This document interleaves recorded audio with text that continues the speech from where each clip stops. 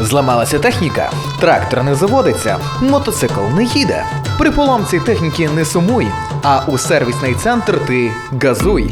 На території компанії «Мотолюкс» знаходиться сервісний центр, який надає послуги по ремонту агротехніки, садової техніки, мототехніки, квадротехніки та інших. Термін гарантійної техніки пройшов, все рівно до нас у сервісний центр ти прийшов. Наші переваги. Запчастини до техніки знаходяться у нас. Віддаємо швидко, працюємо якісно та недорого.